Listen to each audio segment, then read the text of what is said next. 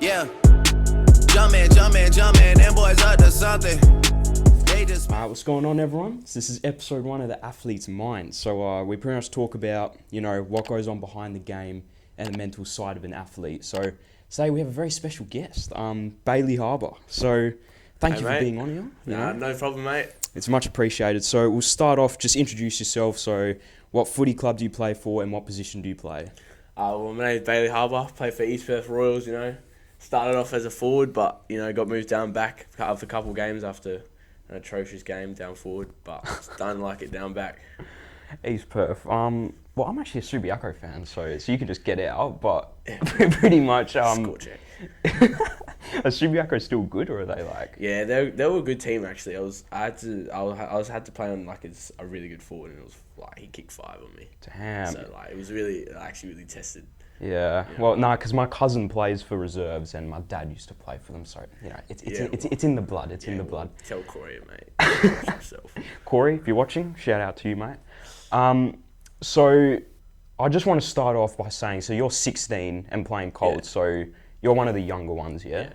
All right. So how is that? Do you reckon that will benefit you moving forward, starting young, sort of? It would actually help me so much, within how far I want to go in footy, because when you're this young, people around you are 18 years old, so they're kind of like a role model to you, and what they do is they just help you through your younger years, and they tell you oh, well, when you get older you'll learn this and that, and then from that you can really become into a leader for the club. So you can help other young people when they come through the program. True. Because I haven't played at obviously the level you've played at, but I have been a younger player in some sports I've played, and as you progress, it helps you. I know that. Sometimes you start, you're a bit of a bum. Yeah. Yeah, I know what you mean. Yeah. But I want to talk into something. So obviously I've known you a fair part of my life, so I know that you used to. Long time. Yeah, I know. It's day one. But I know that you used to play rugby growing up, and then you switched to footy. So I just want to sort of ask you, what made you change to footy? Talk us a bit into that. Well, rugby, I always I played footy at the start of my life. I was 5 years old and started playing footy, and then when I switched to rugby, it was something whole new for me. Yeah. Didn't know what I was doing, but then I started to really fall in love with the game, and then from there I just played for 7 years, and then it was at the point where, if you want to play rugby, you have to move across the country, because in WA there's nothing to do. Dead.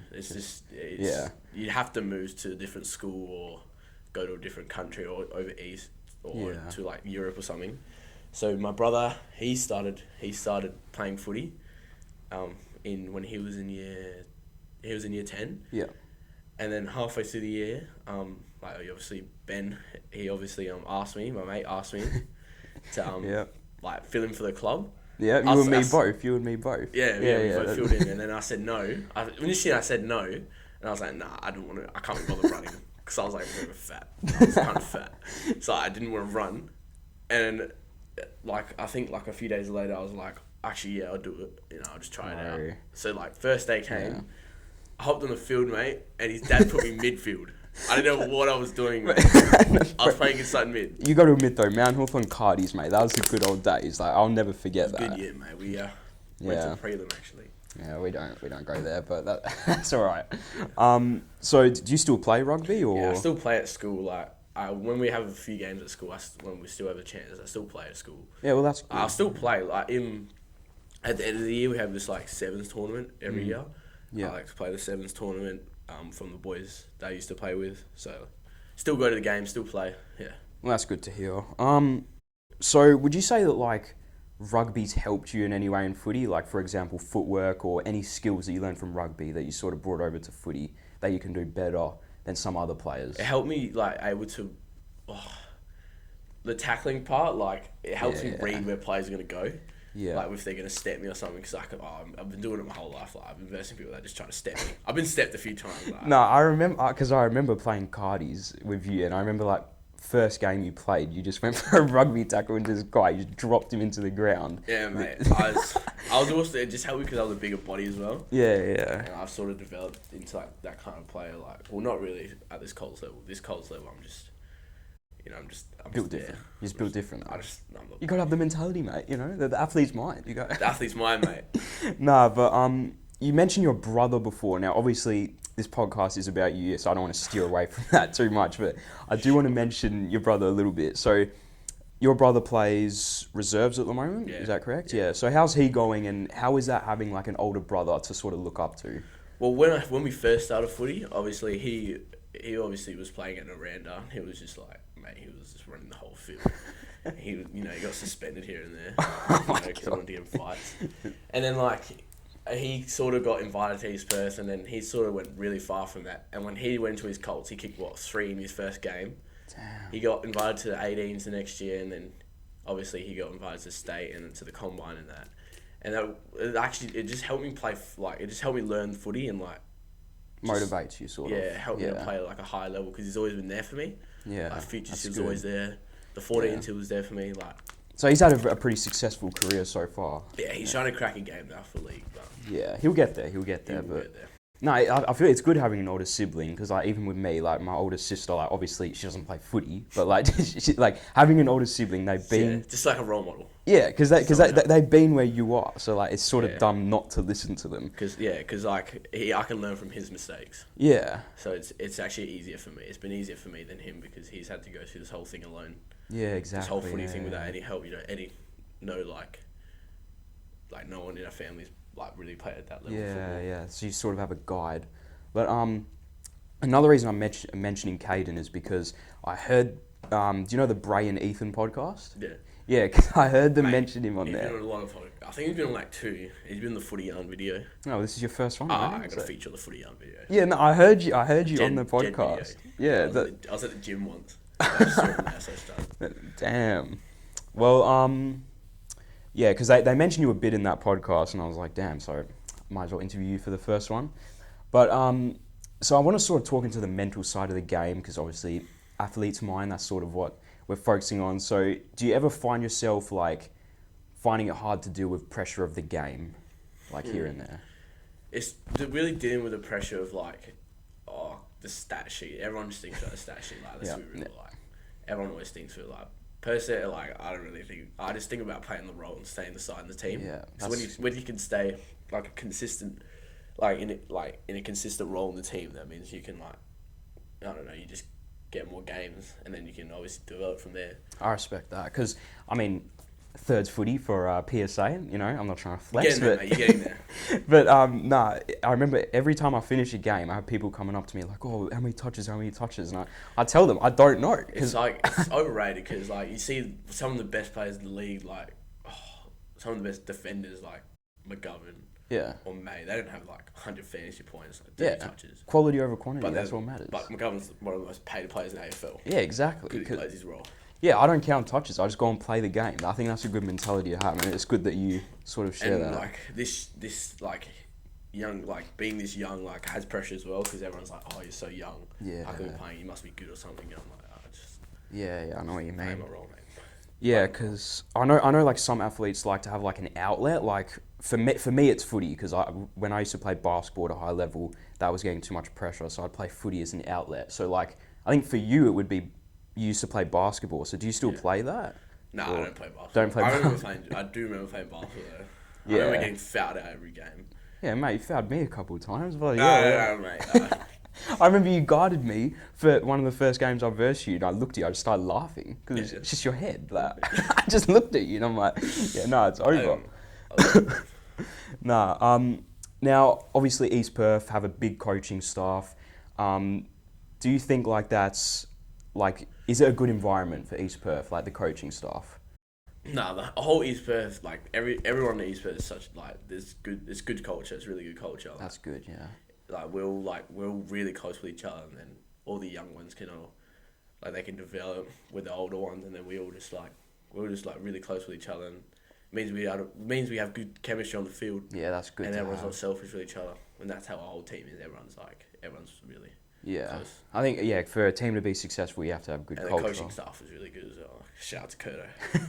Yeah, Kurto, I don't know who that is, but yeah, shout out to you, mate. So have you ever found yourself not wanting to play because you're drained either physically or mentally, and do you have anyone that you speak to, for example, your brother, like about that stuff? Like, oh, I just don't feel like playing, sort of stuff. I've never actually really thought about not playing because sport's been part of my life since I was born. Like, I've always had to do something with sport. I mean, well, sometimes when you don't get picked for the team, the first game, I was just, you should never go confident into, like, I was never confident. I was just like, I think I've got a good chance here, and I was just like, maybe like the high level shouldn't be for me. And I obviously spoke to Caden and then my mum as well, and I was like, I'll just go back to playing with Morley. And then the next game against Perth still wasn't chosen. And then obviously someone pulled out because I think they had COVID or something. So gave me a chance. Kick one or three. You just got to keep pushing. You just can't give up because eventually your time will come. Mate. Now, we're getting into the interesting part here. So we're going to have a look at your stats for the season. So stat sheet's popping off, mate. Yeah, so this is the last 10 matches. Now, you've actually had a very good run this year from looking at the stats. So, in some of your recent games, you've got round 10, you got 13 disposals, and round 9, I think, was one of your best disposals wise. You got 16. Yeah. So, and I know, like, I've been looking at your stats and you just keep going up sort of thing. So, like, how's that? Like, how do you keep going up? Is it just like a mental thing? It's just improving. Like learning how to play back more. Like, what was the first game like? Against Subi? Yeah. Was it like 6 touches or something? Yeah, I was playing, that they wanted to play stick me on up. Colton, obviously, probably a lot of people know Colton. He's saying he's 40s, mate. He's a very good player. It's very hard for me. His hand's like glue, mate. I thought I had hands like glue until I met him, but... Yeah, well, that's good. It's just like... And then it's just developing. The next game... Who was first next game? After Subi, you versus Claremont after that. Oh, I had a pretty good game, man. Yeah, you got 13 disposals, mate. Yeah, I just learned how to, read the ball more. Yeah, that's important to have. Like, what would you say, like, is your strength? Like, marking, you reckon? Probably, yeah. These last few games, probably Yeah, because I remember back in the day, obviously, Cardi's, your marking was insane. The pill game, it was wet, so I just picked the ball up and just surged it, mate. Efficiency was probably at like a 0. Yeah, that's all right, mate. Still, you got good numbers in there. So you're doing very well, especially being a 16-year-old in Colts. Like, what would you say is like your goal for like the next, year? Well, like, would you say like obviously just continue my spot on the side? That's really nice. Not trying to dream too big. Just be realistic, flow, mate. Yeah, that's a good mentality to have. Now we're almost at the end here, so I just want to finish off. Thank you for coming on the podcast. It means a lot. Obviously, it's episode 1, bit of a shorter one. I just want to see how it goes. So I'm just going to leave you one question that I'm going to ask you. So if you could be any AFL player in the league... Could be one? Yeah, if you could just be there, like, Like, be the person? Yes, be the person, live their life. Who would it be and why? Oh, mate. I actually know, someone young, Someone young? Like, is it an Eagles player or someone you look up to? I don't know. I actually don't know those. I haven't thought about this one. I know who I'd pick. Nick Nat. Nick Nat. Oh, he's old, mate. I don't care. Bro, he's probably a bank by now. If it was to pick Adam up, it'd probably be Sam Walsh. Sam Walsh, 22, right. mate. He gets 40 a game. I got 40 a game as well. Fair enough. Alright, well, that's going to cut it for the episode. Thank you, everyone, for watching. I'm going to try and put this on Spotify and Apple Music. For now, probably just be a YouTube visual version. This is episode 1. We got a lot more coming. Football, basketball, any sport. We'll have them on here. If you want to be interviewed, message me on my IG or, just leave a comment down below and I'll respond. But thank you, Bailey. Appreciate you coming on. You're welcome, mate. I'll see you guys in the next episode of The Athlete's Mind. You know I'm back, like I never left. Another sprint, another step, another day.